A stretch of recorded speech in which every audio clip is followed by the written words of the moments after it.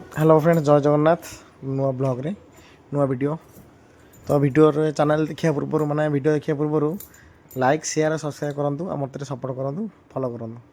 तो सकाल सकाल बाहर पड़ू जेहतु आज बजेट मीटिंग थिला तो पूरी बाईपास रोड गोटे होटेल अच्छे तो आम से बाहर पड़ू। तो देखिपे कौन कैमेरा लगे मो हेलमेट रे मु फोन धरी वीडियो करके जाऊँ केते रिस्क नौ देखिपे। तो दयाकोरी लाइक शेयर सब्सक्राइब करूँ। तो बर्तमान यहाँ पूरी सरी माने कटक भुवनेश्वर रोड हाईवे तो आम सीधा माड़ी जाइलु।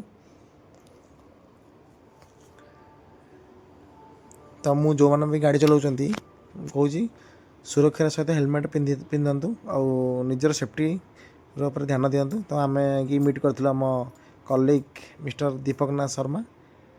तो जेहेतु बजेट मीटिंग थिला आम दुहे बाहर पड़ू जयदेव बिहार रु पूरी बाईपास रोड आड़े।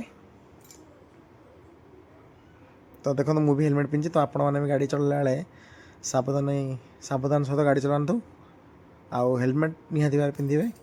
तो मोर यहाँ समस्त अनुरोध। तो दीपक आम ओके करते तो आम बाहर पड़ू दीपक जावा। तो मुझे दीपक जावा दीपक कहला भाई चलो हाय हाय बाय बाय करदे मुझे फ्रेंड्स मानक तो आम बाहर पड़ू।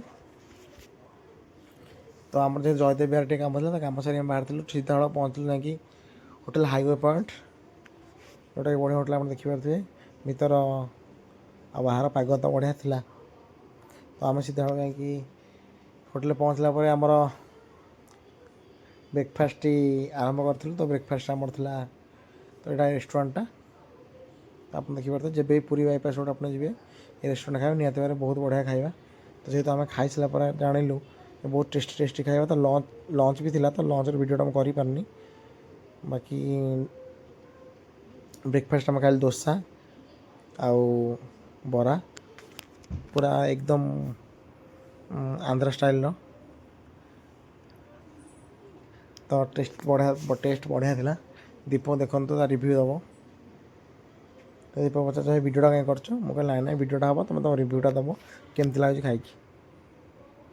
तो से खंडे बैट नेला देखो सांबर अच्छी गोटे ग्रीन चटनी थिला धनिया आ पुदीना एमती किसी मिसिकी आ गोटे नॉर्मल जो नड़ा चटनीटा तर चटनी मेन।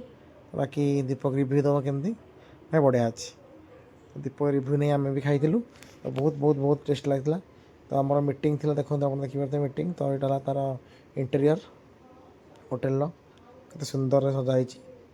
बाकी भाड़ा किणिले तो आम पुणी पलि आसलु जा पहुँच जाइलु ठीक से 5टा बेले पड़िया क्रिकेट खेलवाई ये आर्टबट आप पड़िया देखिपे मो सहित आहरी बहुत पिला रही खेल आरंभ होता खेल जोश ही किसी अलग।